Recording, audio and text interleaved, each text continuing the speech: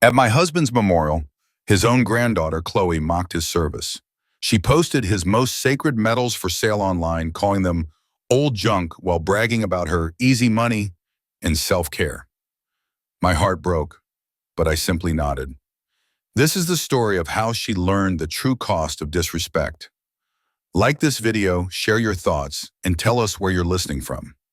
The world had shattered for me twice. The first time was when my Arthur, my rock, my love of 47 years, began to fade. 6 months ago, the invisible wounds of war, the relentless battles fought long after he left the front lines, finally claimed him. His PTSD, a silent, insidious enemy, had won. Arthur, my Navy SEAL, a man whose courage knew no bounds on the battlefield, found himself overwhelmed by the echoes of those conflicts, leaving me with a hollow ache that settled deep into my bones. His funeral had been a blur of flags, salutes, and a profound, unbearable silence that still echoed in our home. I had grown accustomed to the rhythm of my grief, a solitary dance with memories, photographs, and the ghost of his booming laugh. My carefully constructed routine of mourning was abruptly shattered one Tuesday morning. The phone rang, a jarring sound in the quiet house, and it was Beatrice, her voice tight with an urgency I rarely heard. Beatrice, my oldest friend, usually called to check in, to offer a quiet comfort. Today was different. "Evelyn," she said without preamble, "you need to see this. It's about Chloe and Arthur's medals." The last three words hit me like a physical blow. Arthur's medals? A cold dread began to coil in my stomach. I fumbled with my phone, my fingers trembling slightly as Beatrice guided me to a Facebook post. And there it was, a sickening tableau that stole the air from my lungs. My granddaughter Chloe sitting in what was unmistakably a pawn shop. She was holding a thick stack of cash, fanning it with a casual, almost smug air, a wide, triumphant smile plastered across her face. But it was not the money or even Chloe's callous demeanor that truly devastated me. Behind her, displayed in a clear plastic bag on the counter, were three distinct, unmistakable medals: Arthur's Bronze Star, the Purple Heart, and his Navy Cross. They gleamed under the harsh shop lights, silent witnesses to an unimaginable betrayal. My eyes scrolled down to the caption beneath the image, and the words twisted a knife deeper into my already broken heart. "Easy money," it read, followed by a winking emoji. "Time for some self-care. Treat yourself." My hands began to shake violently, the phone rattling against my ear as if protesting the horror it displayed. Self-care? Treat yourself? This was not just disrespectful, it was a desecration. Those medals were more than metal. They were Arthur's life, his sacrifice, his honor. I remembered the day Arthur had shown Chloe those medals. It was 12 years ago, on her wedding day to Daniel. Arthur, in his dress uniform, had taken Chloe aside, his eyes shining with pride, and as he explained the significance of each one, the stories behind them, the weight of the bravery they represented. He had wanted her to understand the legacy she was marrying into, the man who would always stand for courage and duty. When Arthur passed in a quiet moment, I had given them to Daniel, Chloe's husband, asking him to keep them safe, a trust I believed he understood. Now this. My first instinct was a frantic need for an explanation, a desperate hope that this was some terrible mistake. I tried calling Daniel, but it went straight to voicemail. Then I tried Chloe, her phone ringing endlessly before going to an automated message. I sent a text, my fingers flying over the keypad despite their tremors. "I saw what you did with Arthur's medals. How could you?" The message delivered, but a moment later, I received an automated reply. "Message not delivered. User has blocked you." She had blocked me, her own grandmother. Just as despair threatened to consume me, my other granddaughter, Clara, Chloe's younger sister, called. Her voice was a mere whisper, laced with a fear and sadness that pierced through my own shock. "Grandma Evelyn," she started, her words barely audible. I saw Mom's post. I'm so sorry." A sob caught in her throat. "Mom sold them last week," Clara whispered again, her voice cracking. "She said nobody cared about that old junk anymore. She needed the money for her trip." Old junk. The words echoed the cruel caption. Old junk. The legacy of a hero, reduced to old junk. She's in Cancun with Mark, Clara continued, the words tumbling out, adding insult to injury. Her new boyfriend. She said Grandpa was a burden, always telling us stories we didn't want to hear. Arthur? A burden? The man who had loved her unconditionally, who had taught her to ride a bike, who had spent hours building sandcastles with her on the beach. He was a burden? My heart ached anew, a fresh wound carved into the raw grief. Clara, trembling, asked if she could come and stay with me. She couldn't bear the thought of Chloe returning, of facing her mother after such a heinous act. My immediate concern shifted from my own pain to hers. My quiet house, once filled with Arthur's ghost, would now have the warmth of Clara's presence, a small comfort in a world suddenly devoid of sense. I told her to pack a bag and come immediately.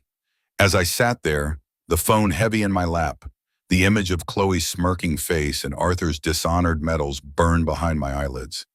The grief was still there, a constant companion, but now it was joined by a searing anger, a cold, unyielding resolve. I would not let this stand. Arthur deserved better. His memory deserved better. I resolved, with a clarity that cut through the haze of my shock, to go to that pawn shop first thing in the morning.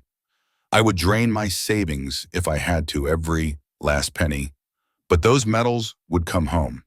They belonged with me, with Arthur's memory, not in some stranger's display case, bought with easy money and a casual disregard for honor. This was not just about retrieving objects. It was about reclaiming a piece of Arthur's soul.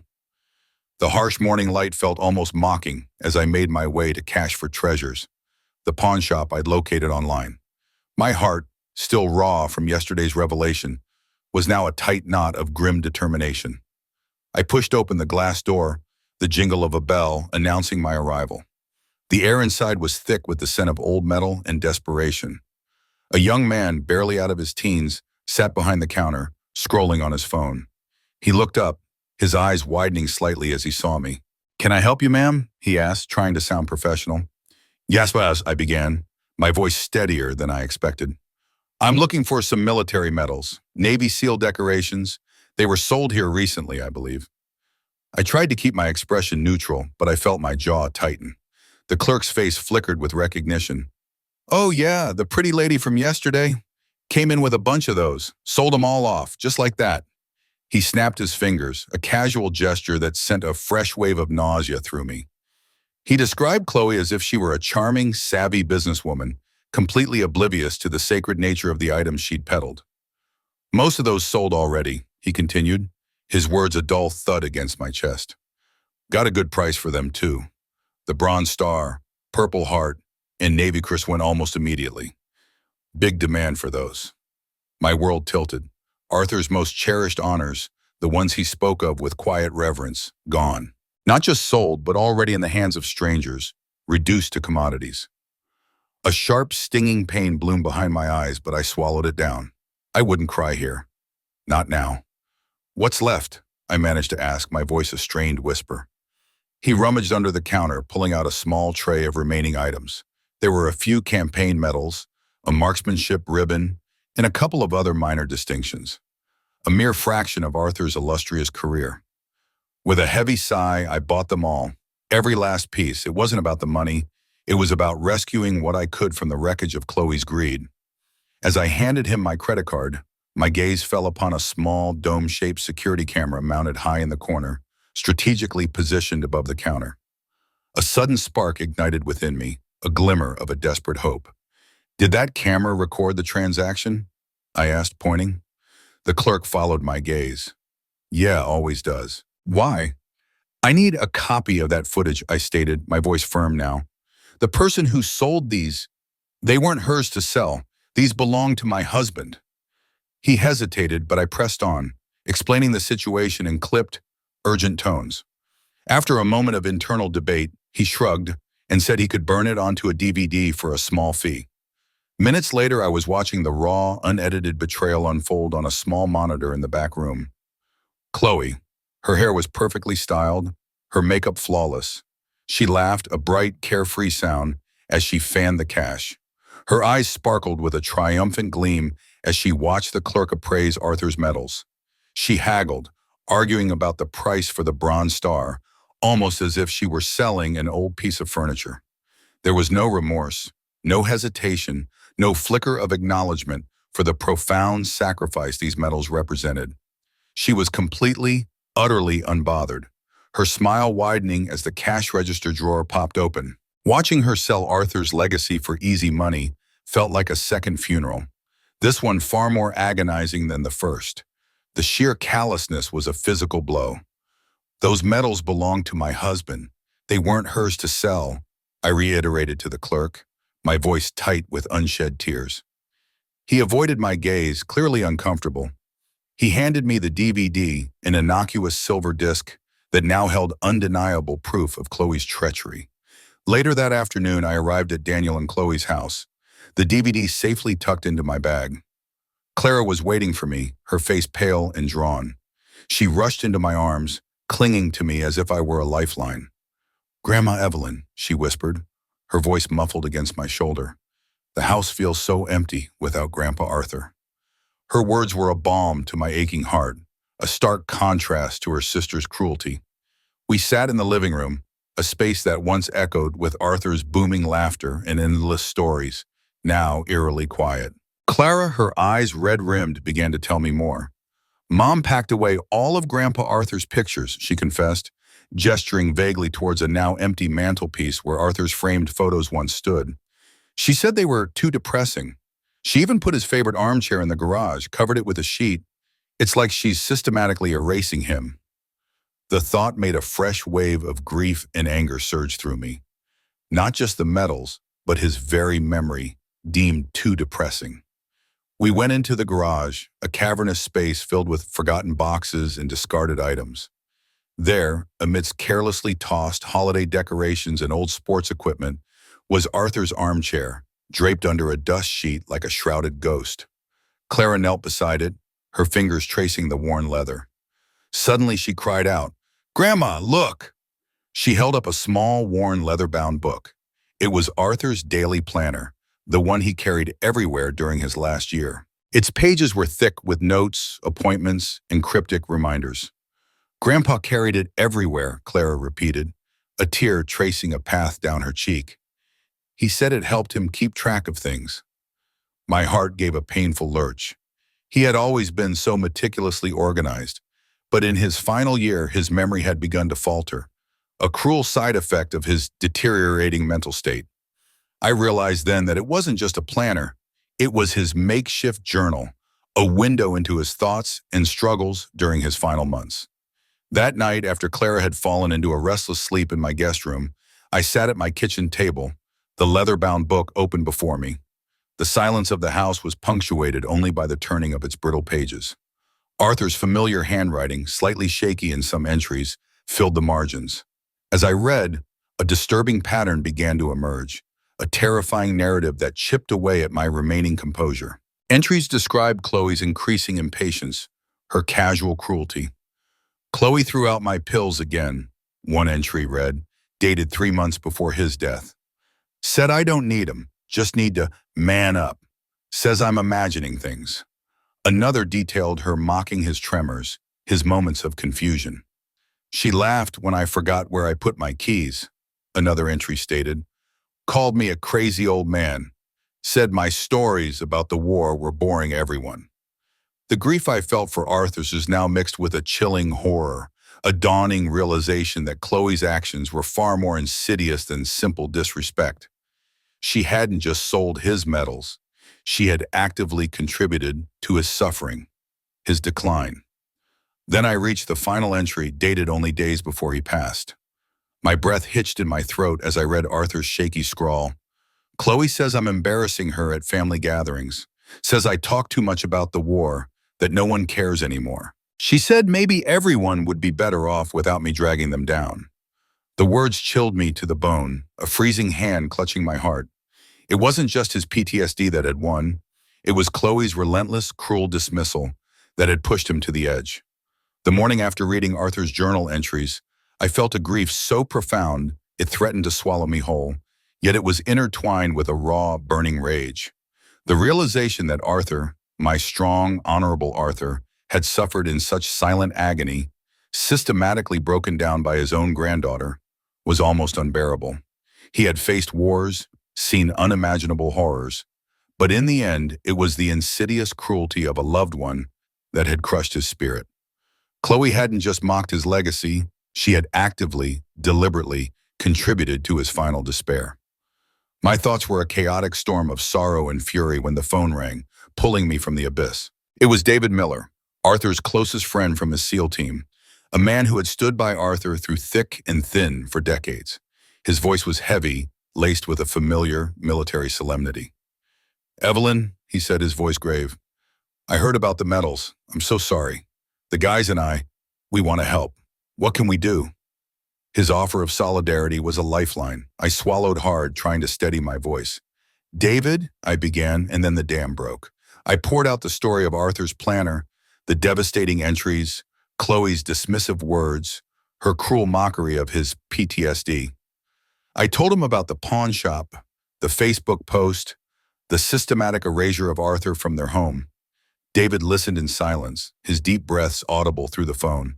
When I finished, he let out a long, weary sigh. "We all suspected, Evelyn," he finally said, his voice rough. "Arthur, he wouldn't talk about it directly, but we saw the changes.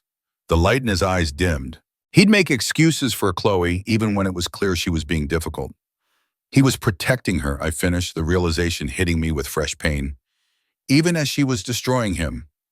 He loved her, David, and she used that love against him." The injustice of it was a bitter taste in my mouth. "So," David said, his tone shifting, becoming more resolute. "What do you want to do, Evelyn? What do you need?" My mind, still reeling from the revelations, suddenly cleared with a laser-like focus. "I want the truth to come out," I declared, my voice firm despite the tremor in my hands. "I want his medals back, and I want Chloe to face what she's done, not just to his memory, but to him, in his last days." A cold resolve settled over me. This wasn't about revenge in the petty sense. It was about justice, about honoring Arthur. As I spoke, a thought flickered in my mind, a dark secret I had kept tucked away, something only Arthur and I knew about Chloe. It was a secret that could shatter her carefully constructed image, the one thing that would make her perfect world crumble and force her to beg for forgiveness. The time wasn't right yet, but I knew with chilling certainty that I would use it if I had to. We agreed to meet at a quiet diner later that day. David, a man of action, was already at work. Over lukewarm coffee, he informed me he had put out feelers to his network, using his military connections to try and track down Arthur's sold medals. "It's a long shot for the specific ones," he admitted, "but if they surface on collectors' markets, we'll hear about it." Then he leaned forward, his expression serious. "Evelyn, there's something else, something Arthur gave me a couple of weeks before he passed." He paused, taking a deep breath. He recorded some of his interactions with Chloe. He was gathering evidence. I think he was planning to leave her, or at least confront her with what she was doing. He knew. My blood ran cold. Arthur secretly documenting his own suffering. The thought was heart-wrenching. He had fought so many battles, always with integrity and strength. And here, in his own home, he had been forced to prepare for a different kind of war, a war against cruelty from within his own family. David reached into his coat pocket and pulled out a small, unassuming flash drive. "He gave this to me, Evelyn," he said, pushing it across the table. He just said, "Hold on to this, David, until it's needed." I didn't understand the full weight of it then. Now, I think I do. With trembling hands, I took the flash drive. It felt impossibly heavy, a small vessel containing the final unheard cries of my husband. I thanked David, my voice choked with emotion, and hurried home. Clara was asleep, exhausted from the emotional turmoil of the past few days. I went to Arthur's study, a room I hadn't truly entered since his passing, save for a quick dust. I sat at his old mahogany desk, the very desk where he had penned letters to me from overseas, where he had planned his missions, and where, I now realized, he had silently documented his heartbreak. I plugged the flash drive into his computer, my heart pounding a frantic rhythm against my ribs. A folder popped up, simply labeled Chloe. Inside, there were dozens of audio files, time-stamped. I clicked on the first one, my breath held captive in my chest. Arthur's voice, weary but unmistakable, filled the quiet room. Chloe, he said, a hint of desperation in his tone, I can't find my medication. Did you see it? Then Chloe's sharp, impatient reply, cutting through the silence like a blade. I'm not your keeper, Arthur. Maybe if you weren't so scattered, you'd know where you put things. You're always losing something. The casual cruelty in her voice was sickening. My fingers instinctively clenched into fists. I listened to file after file, each one a fresh stab to my soul. Her callousness deepened with every recording. There were instances of her belittling his PTSD, calling him a broken man in a tone dripping with disdain. She threatened to leave him, to cut him off if he didn't stop being such a burden. She mocked his forgetfulness, his tremors, his moments of confusion, treating him as if he were a nuisance, an obstacle to her own selfish desires. The final few recordings were almost unbearable, her voice laced with open contempt. Arthur's responses growing weaker, more defeated. He had been drowning, and she, instead of offering a hand, had held his head under the water. The audio files continued, each one a fresh assault on my senses. I listened, numb and horrified, as Arthur's voice grew weaker, his replies more hesitant, his spirit visibly crumbling under Chloe's relentless verbal assault. Then I reached the most recent recording, dated only a week before Arthur died. The timestamp glowed ominously on the screen, a grim countdown to his passing. My blood ran cold, a chill that had nothing to do with the night air seeping through the window. In the recording, Arthur's voice was tight, strained, but remarkably controlled. Chloe, he began, I found my medication in the trash can. What were you thinking? The sound of rustling plastic, the clinking of bottles was audible, underscoring the grim discovery. Chloe's reply was immediate, sharp, and laced with an appalling self-righteousness. You're better off without them, Arthur. They make you weird, distant. You're like a zombie, just staring into space. I'm sick of living with a zombie. Her tone was dismissive, as if she were discussing a bad television show, not a man's mental health. You threw away medication prescribed for a medical condition, Arthur responded, his voice still measured, but I could hear the effort it took, the thinly veiled anguish beneath the calm. Do you understand how dangerous that is? How much it could hurt me? Chloe scoffed, a truly vile sound. Dangerous? What? So you could have what? Had another one of your episodes? Jumped at shadows? I'm done, Arthur. I've given you 12 years of my life, listening to your war stories, dealing with your issues. I'm done. The recording ended abruptly, leaving a void filled only by the buzzing of the computer. I leaned back in Arthur's chair, my hands clapped over my mouth to stifle a scream of pure, unadulterated agony. The realization crashed over me with the force of a tidal wave. Chloe hadn't just been cruel, dismissive, or even neglectful. She had actively, deliberately sabotaged Arthur's treatment. She had knowingly interfered with his prescribed medication, pushing him deeper into the darkness of his PTSD, away from the lifeline his doctors had provided. It wasn't just mental anguish she inflicted. It was an act that bordered on criminal, a betrayal so profound it defied comprehension. This wasn't merely disrespect. It was a slow, agonizing murder of his spirit, if not his body. She had taken away his chance at finding peace in his final year, condemning him to an existence of unmanaged torment. My phone rang, startling me from my horrified reverie. It was Daniel, Chloe's husband, his voice thick with worry. I had barely registered his name on the caller ID, still reeling from the recordings. Evelyn, he said, Chloe's coming home early from Cancun. She just called me. She's been acting strange ever since I confronted her about Dad's medals. I found the Facebook post, Evelyn. I don't understand. Why would she do that? His words, usually a source of irritation, now barely registered. I knew why she'd done it. The easy money for her self-care, her new boyfriend. The sudden urgency in his voice, however, made me realize the timing was crucial. This was my moment. Daniel, I said, my voice steady, imbued with a newfound strength. There's something you need to see. Something Arthur, something he wanted us to know. Can you come over tomorrow, first thing in the morning? I didn't elaborate, didn't need to. The gravity in my voice conveyed the unspoken urgency. As I hung up, a chilling resolve settled over me. Chloe's mask, the one she wore so convincingly as the dutiful granddaughter, the grieving widow, the benevolent organizer of veterans' benefits, would be torn away. She had arranged a major veterans benefit for Monday evening, a grand display of her supposed patriotism and charity, a public performance of devotion to Arthur's legacy. It was the perfect stage for her downfall. I called David back, my fingers still trembling slightly, but my voice firm. "David," I said, "I listened to the recordings, all of them." I paused, taking a deep, shuddering breath. "I want to be there on Monday. At that benefit Chloe organized, and I want to bring these recordings." David was silent for a moment, absorbing the weight of my words. Then his voice, when it came, was low and solemn, yet filled with an unwavering certainty. "Understood, Evelyn. The team will be there. All of us. Whatever you need, just tell us." The unspoken promise of his support was a powerful balm.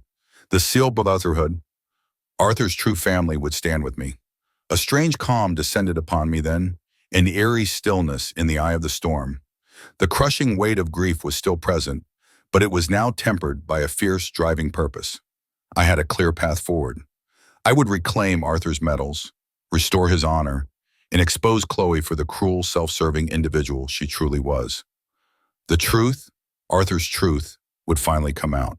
If you're finding this story as heartbreaking and infuriating as I am, please keep watching to see how this unfolds. Like this video, share it with someone who needs to hear it, and subscribe to make sure you don't miss the next part of this incredible journey for justice.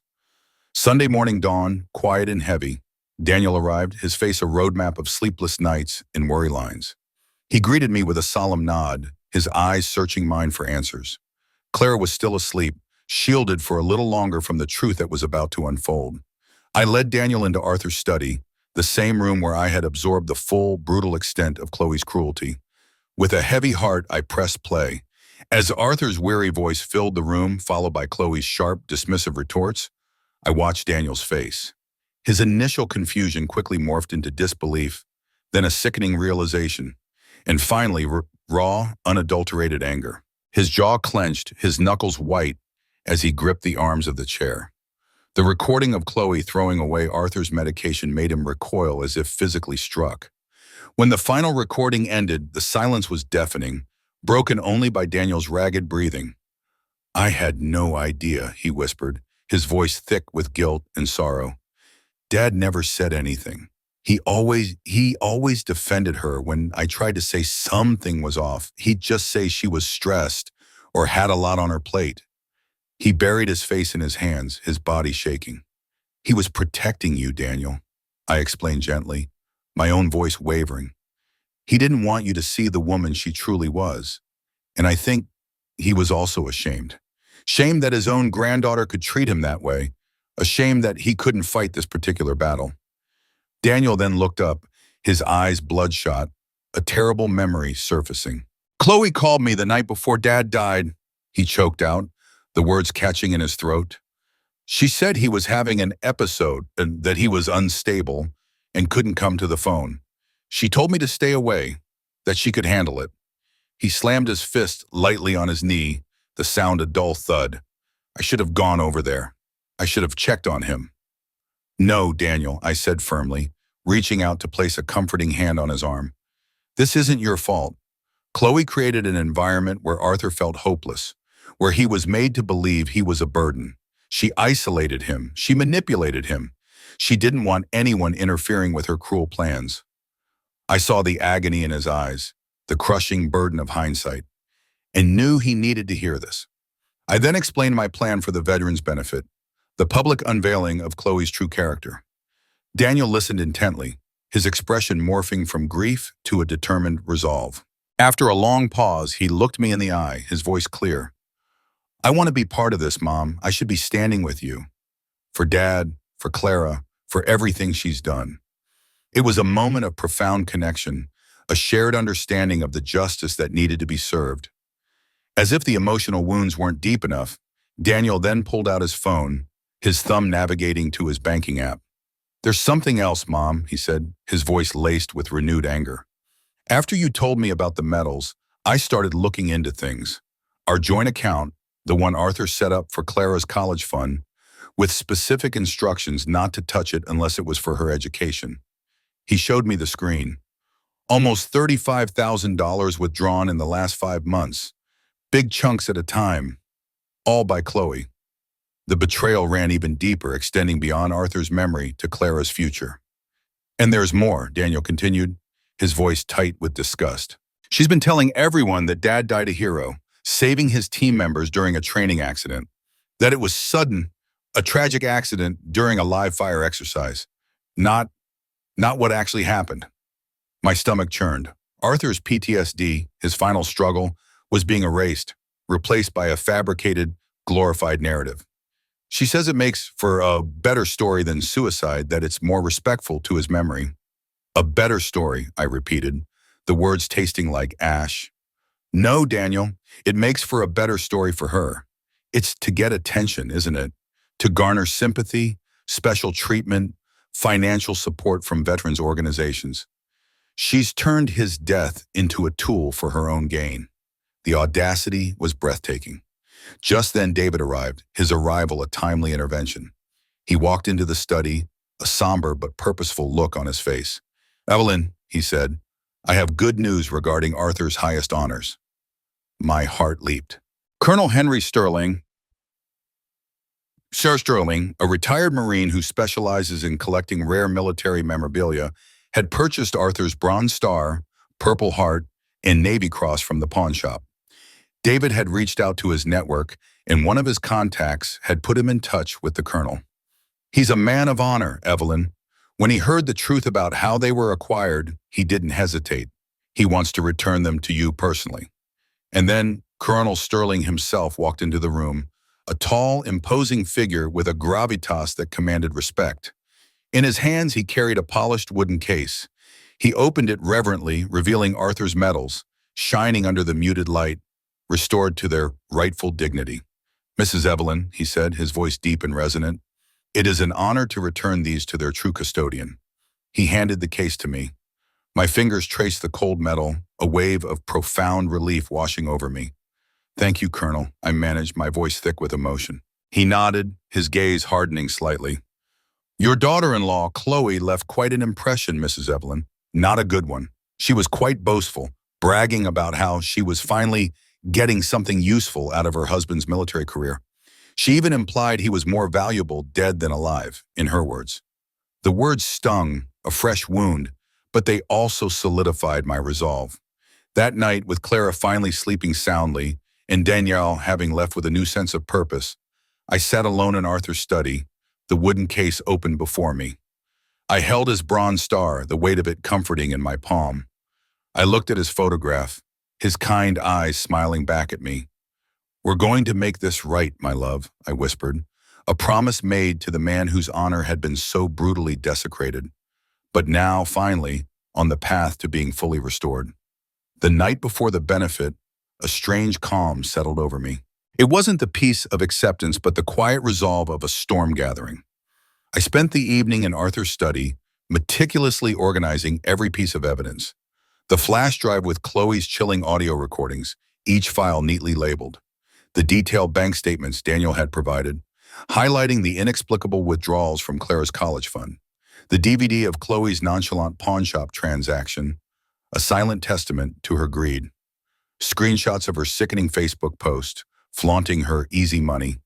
Even statements from Arthur's doctors, outlining his prescribed medication and the severe risks of abrupt discontinuation. Each document was a weapon in the arsenal of truth, carefully placed into a large, sturdy envelope. On Monday morning, I dressed with a deliberate precision I hadn't felt in months. I chose a navy blue dress, the one Arthur had always said brought out the color of my eyes, a dress he had loved to see me wear. I pinned his small, discreet navy pin to my lapel, a silent nod to his unwavering spirit. I checked my handbag, ensuring the envelope containing all the evidence was securely nestled inside. It wasn't just a bag, it was a testament to a life, a legacy, and a coming reckoning. Daniel would meet me at the venue, bringing Clara with him. It was a difficult decision, exposing her to her mother's duplicity, but Clara deserved to know the truth. She deserved to understand the depth of her grandfather's suffering and the extent of her mother's deceptions. She had loved Arthur deeply, and protecting her from this truth would be a disservice to his memory. As I stepped out of the house, the cool autumn air felt crisp and invigorating. I felt Arthur's presence, not as a haunting ghost of grief, but as a tangible force, a quiet strength guiding my steps. The sorrow was still there, a dull ache beneath my ribs, but it was overshadowed by a fierce purpose, a burning desire for justice that transcended personal pain. This was for him. This was for his honor. The Oceanside Hotel's grand ballroom was a spectacle. Chloe and her characteristic flair for the dramatic had spared no expense. Crystal chandeliers glittered overhead, reflecting off polished marble floors. Tables draped in white linen were adorned with elaborate floral arrangements. Large banners featuring Arthur's dignified image, taken during his younger, more vibrant years, hung strategically around the room. A prominent display table, almost a shrine, showcased framed photographs of Arthur in his crisp uniform, alongside beautifully printed cards detailing his heroic sacrifice and service. The lie, bold and unashamed, was woven into the very fabric of the event. I clutched my handbag, the weight of its contents a constant reminder of the impending confrontation. The room buzzed with the chatter of guests, local dignitaries, veterans, friends, and unsuspecting well-wishers, all drawn in by Chloe's carefully crafted narrative. I knew that in approximately 3 hours, when Chloe took the stage for her keynote address, her meticulously constructed facade would shatter, revealing the ugly truth beneath. Suddenly, a familiar, authoritative presence materialized beside me. It was David, looking exceptionally distinguished in his dress blues, his chest adorned with medals. His eyes, usually warm, held a glint of steel. "Evelyn," he said, his voice low, "you ready for this?" I met his gaze, my lips tightening into a firm line. "As I'll ever be, David." I nodded, a silent affirmation of my resolve. He leaned closer, his voice barely a whisper. "You should hear what she's planning to say about Arthur." My contacts got a hold of her speech outline. Tales of heroism that never happened, invented bravery, fabricated last moments. The disgust was palpable in his tone. A cold, steely calm enveloped me. "Then it's time those stories were corrected," I replied softly, my voice devoid of emotion, a stark contrast to the storm raging within me. Just then, Daniel and Clara arrived, both looking pale but determined. Clara, her small hand clutching Daniel's, looked up at me, her eyes wide with a mixture of fear and sorrow. "Grandma Evelyn," she whispered, her voice barely audible over the hum of conversation. "Mom's telling everyone Grandpa died saving his team in a training accident. I heard her laughing about it on the phone with Mark yesterday. Said it sounded so much better than the truth." Her words were like a fresh stab, a painful confirmation of Chloe's monstrous audacity. Daniel's jaw was tight, his eyes fixed on the stage where Chloe would soon stand. "It ends today," he stated, his voice low and firm, a resonance of Arthur's own quiet determination. We walked through the crowded ballroom, a silent trio moving with a shared purpose, and found our seats near the front. We were ready, ready for the confrontation, ready for the truth, ready for the storm. The stage was set, and the play of justice was about to begin. Precisely at noon, a hushed anticipation fell over the grand ballroom as Chloe glided onto the stage. She was a vision of demure sorrow in a tasteful black dress, her hair impeccably styled, her expression a perfect mask of dignified grief. She approached the podium, a sympathetic smile playing on her lips, and began her address. "6 months ago today," she started, her voice soft and melodious, "I lost my husband, the love of my life, Senior Chief Petty Officer Arthur Kingsley." Her words were punctuated by a carefully rehearsed sigh, her eyes casting a mournful gaze across the room. The audience, captivated, murmured their condolences. She then launched into a fabricated narrative, spinning tales of Arthur dying with unparalleled courage, sacrificing his life to save another during a perilous training exercise. She painted a picture of a valiant hero, a man who, in his final moments, embodied the very essence of selflessness and duty. It was a compelling performance, expertly delivered, designed to tug at heartstrings and inspire admiration. Then came her grand announcement. Today, she declared, her voice swelling with faux emotion, to honor Arthur's extraordinary legacy and selfless spirit, I am proud to launch the Arthur Kingsley Foundation for Veterans. A polished logo appeared on the large screen behind her, depicting a soaring eagle and a soldier. She spoke of its mission, its noble goals, and then, without missing a beat, began to solicit donations, leveraging the fabricated heroism of a man she had actively tormented. It was too much. My blood ran cold, then boiled with incandescent rage. This woman who had systematically abused Arthur, who had mocked his suffering, sold his sacred medals for vacation money, and then shamelessly drained Clara's college fund, was now standing on a gilded stage, shamelessly profiting in his name.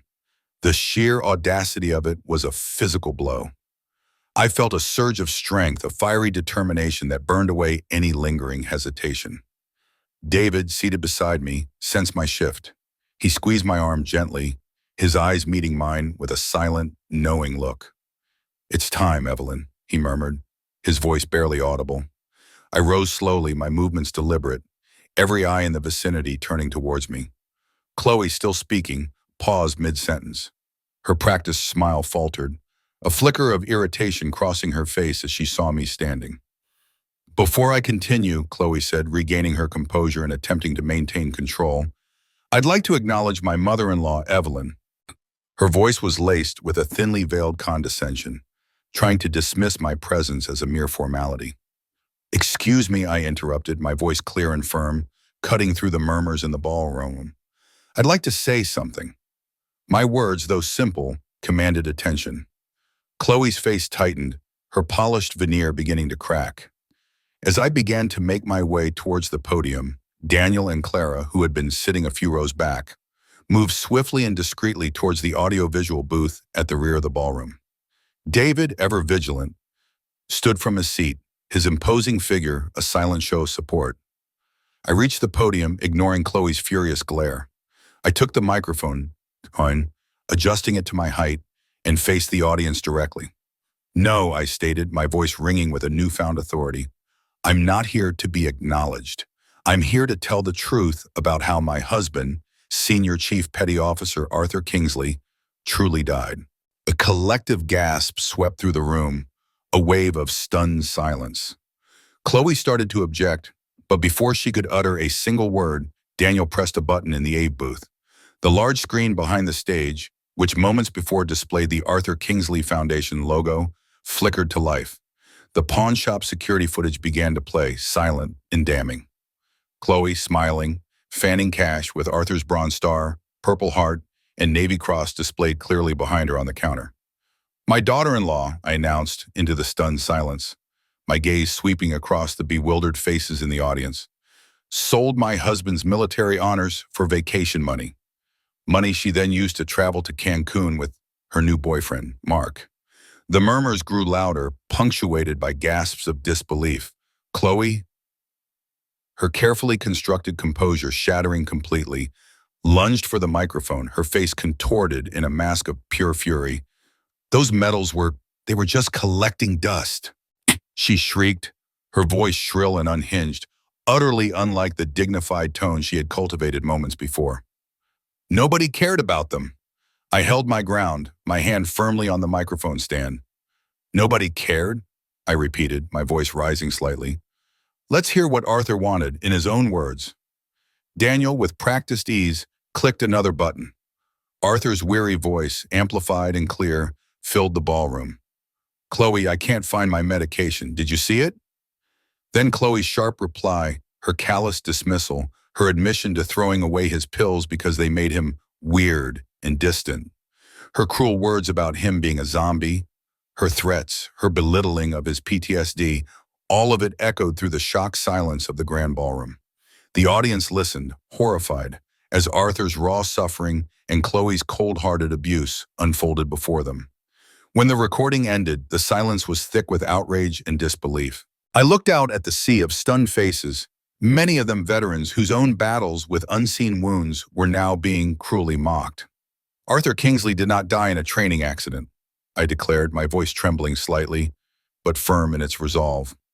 My husband took his own life after months of psychological abuse, after having his life-saving medication deliberately thrown away by a very woman who stands here today, shamelessly profiting from his name.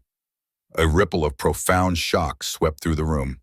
Colonel Henry Sterling, who had returned Arthur's medals, slowly rose from his seat in the front row, his face grim. "Mrs. Evelyn," he asked, his voice booming through the sudden quiet, "are you stating that Arthur Kingsley's death was misrepresented to the Navy SEAL community and to the organizations that have provided benefits to your daughter-in-law, Chloe?" "Yes, Colonel," I confirmed, my gaze unwavering as I looked directly at Chloe, whose face was now a mask of pure, unadulterated terror. "That is precisely what I am stating." As the last echoes of Arthur's tormented voice faded from the ballroom, David, a pillar of strength, joined me on stage. He held up a stack of documents. "Ladies and gentlemen," he announced, his voice carrying the weight of his rank and conviction, "this documentation confirms Arthur Kingsley's official cause of death, and these are statements from his medical professionals detailing the life-sustaining medication that was prescribed for his condition, medication that was deliberately withheld and discarded by his daughter-in-law." Chloe's carefully constructed facade completely crumbled, her face contorted into a mask of pure, unadulterated rage. "You bitter old woman," she shrieked, her voice raw and venomous, completely abandoning any pretense of dignity. "You're just jealous because Arthur loved me more than you. You couldn't stand that he chose me." Her words were a desperate, pathetic attempt to deflect, but they only served to expose the depths of her depravity. Then Daniel stepped forward, taking the microphone from David. His face was grim, his eyes burning with a righteous anger. "And while my father was suffering this abuse," he began, his voice steady despite the tremor in his hands, "Chloe was not only dishonoring his memory, but also stealing from her own daughter. Since my father's death, Chloe has withdrawn nearly $35,000 from accounts explicitly meant for my daughter Clara's college education." As he spoke, a man in the back rows, Chloe's new boyfriend, Mark, tried to discreetly slip away, but his path was immediately blocked by one of David's burly SEAL brothers, who simply folded his arms and gave Mark a stare that promised serious repercussions if he so much as twitched. I then opened the wooden box Colonel Sterling had given me, revealing Arthur's gleaming medals. "These," I stated, my voice clear and resonating with emotion, "are the medals you sold for easy money, Chloe. These were recovered from an honorable collector who was horrified to learn how you obtained them." Suddenly, a small, clear voice rang out from the front row. It was Clara, her eyes shining with unshed tears, but her chin held high. "Grandpa deserved better than you, Mom," she said, her voice piercing the stunned silence. "He was a hero. You made him feel worthless."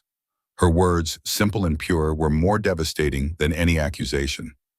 I turned back to the audience, my gaze firm. "This event is over," I announced, my voice gaining strength. "Any donations made here today should not go to this fraudulent foundation. Instead, I urge you to redirect your generosity to legitimate organizations dedicated to helping veterans battle PTSD and other invisible wounds." The room erupted into a cacophony of murmurs, shocked gasps, and furious whispers. The aftermath was swift and decisive.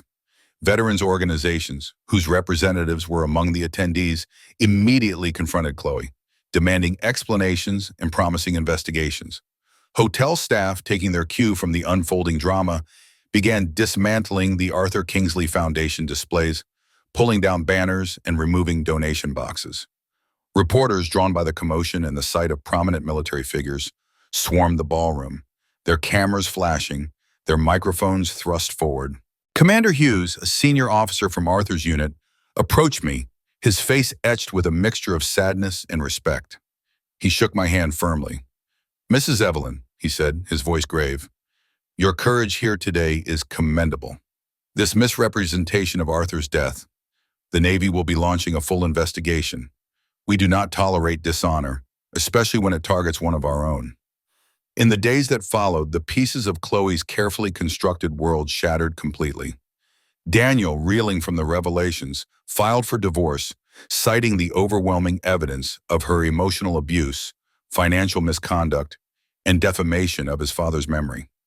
The Navy, true to Commander Hughes's word, launched an exhaustive investigation into Chloe's false claims regarding Arthur's death, which soon broadened to include financial fraud against veterans' benefits programs. 2 weeks later, my phone rang. It was Beatrice, her voice brimming with a grim satisfaction. Evelyn, and she said, Chloe has been officially charged with fraud, and they found more of Arthur's medals, those minor ones you couldn't get back from the pawn shop. They were sold online, but the buyers were quickly identified after the news broke. Daniel, a weight lifted from his shoulders, announced that Clara's college fund, though temporarily depleted, would be safe. The legal process would ensure restitution. Clara, meanwhile, spent hours in Arthur's study, finding solace in his belongings. One afternoon, she called me excitedly, having discovered a hidden compartment in his old footlocker in the attic. Inside were more of Arthur's things, forgotten letters, old photographs, and a small, worn wooden box containing a few more medals I hadn't even known he possessed. One quiet evening, Clara looked up at me, her young face still etched with sorrow, but also a newfound understanding. "Do you think Grandpa knew how much we loved him, Grandma Evelyn?" she asked, her voice small. I held her close, stroking her hair. "He knew, my darling," I assured her, my own eyes welling up. "He knew, but PTSD is a cruel illness, and your mother's cruelty, her sabotage of his treatment, it twisted his thoughts. It made him believe he was a burden. It had nothing to do with how much he was loved." In the end, all of Arthur's medals were located and returned. At a small private ceremony, attended by close family and his SEAL brothers, David presented me with a beautiful custom-made display case. It held every one of Arthur's honors, gleaming under the soft light. "These," David said, his voice cracking with emotion, "represent all of his sacrifices, including the invisible battles he fought at home. His legacy, Evelyn, is now fully restored." Inspired by Arthur's silent suffering and Daniel's own awakened understanding, Daniel proposed establishing a peer support network for veterans with PTSD, a direct, personal system that Arthur, in his final year, would have truly needed. A place where veterans could truly be heard, safe from judgment or manipulation. 6 months after Arthur's passing, we held a proper, honest memorial. There were no false tales, no dramatic embellishments. Instead, veterans from his unit, many of whom had been at the benefit, shared stories of Arthur's true heroism, how he had mentored them, how he had helped them through their darkest nights, how he had been a beacon of strength and compassion. It was a testament to the man he truly was, not the caricature Chloe had tried to create. Chloe, facing overwhelming evidence and the combined weight of military and civilian legal systems, eventually pleaded guilty to multiple counts of fraud. She received probation, hefty fines, and was permanently barred from any involvement with veterans organizations. She moved away to Florida with Mark, fading into obscurity, her power over our family completely extinguished. On a crisp Christmas Eve, surrounded by the warmth of Clara, Daniel, David, Beatrice, and other loved ones, I watched the snow fall gently outside. I held Arthur's hand-carved wooden pipe, its smooth surface worn with years of use. "We did it, Arthur," I whispered, a quiet tear tracing a path down my cheek, not of sorrow, but of profound peace. "We reclaimed your story. We restored your honor, and now you can truly rest."